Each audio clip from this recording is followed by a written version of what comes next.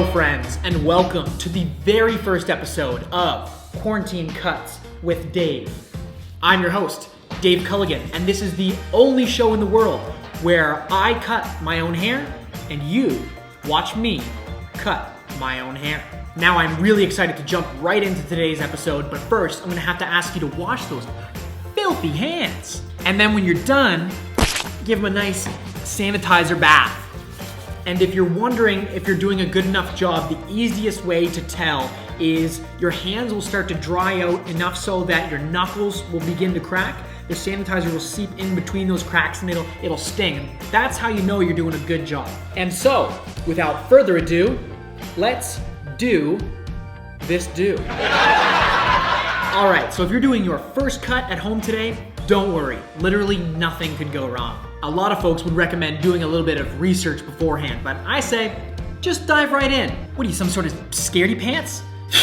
I'm not. This little part of the episode is what I like to call tools of the trade. Today, we're gonna be using three main tools for this cut. First up, miniature lawnmower. This is great for cutting either teeny tiny little lawns or for haircuts. A squirter, and last, but certainly not least, snippers. Now you're gonna wanna make sure that you find the cheapest pair possible, and you can use big snippers or you can use small snippers. I prefer the small snippers, but I always say it's not the size of the tool.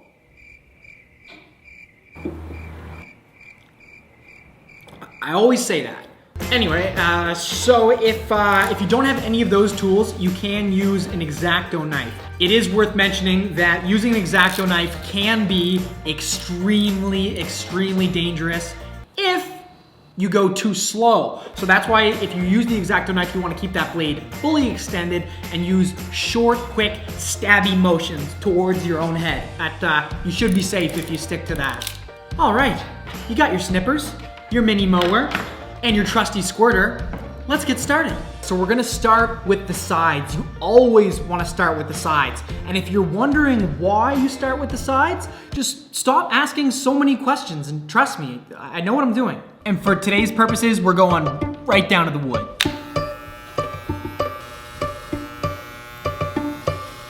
Oh, yeah. That looks good. Perfect. There we go. See, that's what you're looking for, that right there.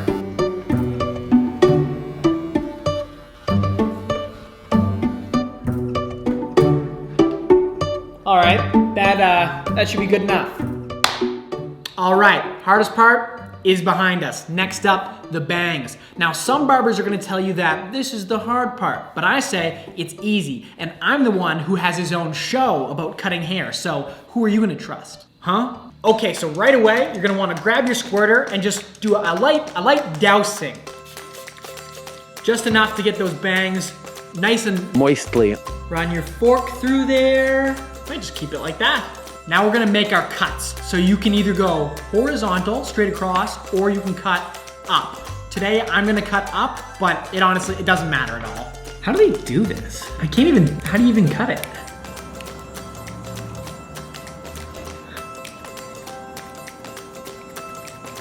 Yep, that's what you want right there. All right, bangs look done to me. It always looks better once it's dried. Now for the easy part, my favorite part, the back. You can probably just leave the top and be fine.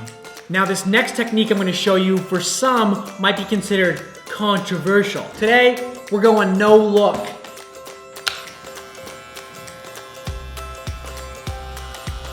Switch hands. All right, let's see how the back looks. Well, I can't see it, so good enough. All right, so we're gonna set up the light here and give you a full 360 view of the cut.